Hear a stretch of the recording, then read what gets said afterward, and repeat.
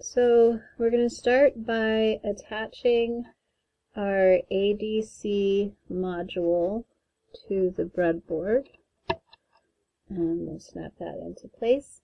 And then we want to run a jumper from the SCL pin of the I2c module to the SCL1 pin on the GPIO extension board. Okay, just like that. So I can focus that a little better.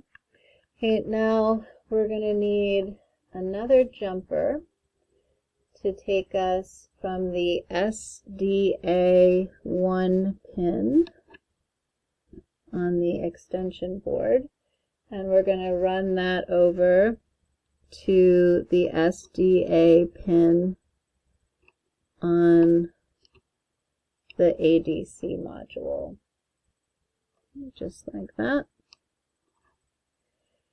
Okay, then we need to send this to ground, so we're going to go from the ground pin of the I2c module over to the red ground rail on the breadboard, and then we want to ground that entire column on the breadboard. So I'm going to take this jumper from a ground pin on the GPIO extension board and run that over to the red rail. So now that entire red column is now ground. Okay, so next we're going to connect the potentiometer, which looks like this. And it's got 3 metal prongs on the end. Those 3 prongs we're going to go ahead and put into the breadboard. You want to line those up pretty well before you snap it into place, being careful that you don't snap off those wires. So now the potentiometer is mounted in the breadboard, and we're going to take a jumper and go from the center pin of that potentiometer, which you may have to tilt so that you can see, right there's our first, second, and third pins. So we're going to go from the center pin of the potentiometer, so I'm going to be in that same row, and we're going to run that to the A0 pin on the I2c board. And if your Pi is currently connected, that should light up the little yellow LED on the board. Okay, now we're going to ground the potentiometer. So let's find a black jumper here. Okay, the ground is the closest pin on the end here of the potentiometer. So we're going to go from that row, the outermost pin, and then we'll hop that over to the ground rail that we set up already. Okay, and then we're going to need to power the potentiometer. So I'm going to take a red jumper cable, and the remaining of the 3 pins on the potentiometer, that's our power. So we're going to plug that in and come all the way across to the blue rail now, not the red, because the red we grounded, but to the blue power rail on the breadboard. And we're going to need another red jumper then to send power to that rail. So we'll go from a 3.3 volt pin on the GPIO extension board, and we're going to run that across to this blue power rail on the outside of the breadboard. Okay, next we're going to take a red jumper, and we're going to go from the VCC of the ADC module, and we're going to jump that out to our power rail so that now that is getting connected to the 3.3 volts of power. Okay, next we're going to hook up the LED bulb, and remember LEDs have a long leg and a short leg.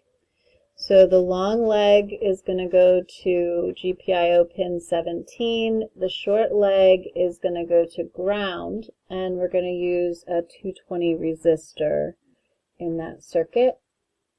So I'm going to go ahead and position my LED with my short leg in the first rail and the long leg in the second.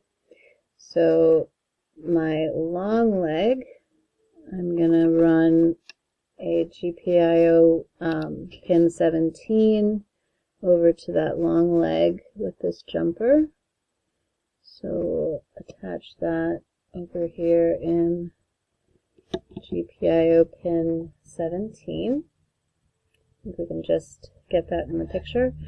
And then we're going to take a 220 resistor and go from the short leg of the LED over to the red ground rail.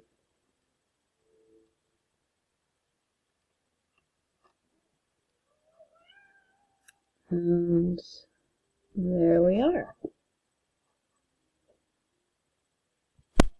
Okay, so now we are ready to test and see if the I2c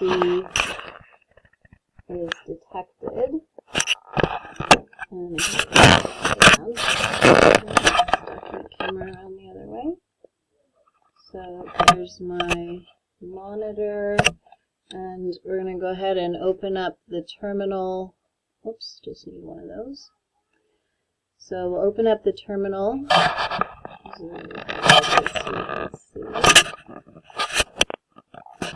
And we're going to use sudo, and that'll give us admin access, and then I2c detect space -y space 1. And in the diagram that pops up here, we can see that 40B gives us a 4B, so our I2c is detected. Okay, now we'll go to the folder to run the code. So let's pull this up. Let's see the whole screen here. So the code, remember, we downloaded in the Freenove Ultimate Starter Kit, so we don't have to type everything from scratch. So we're going to open that Freenove Ultimate Starter Kit directory, go to the code directory, then Python code, and this is project 8.1.1 Softlight, and we'll open that. There are two files in this folder, adcdevice.py. Okay, that needs to be in the folder because that has or is a file that's going to be called from our softlight.py program. So we're going to double click softlight.py to open that. You don't have to open the other file, just make sure it's in the same folder. And then we can go ahead and run the script.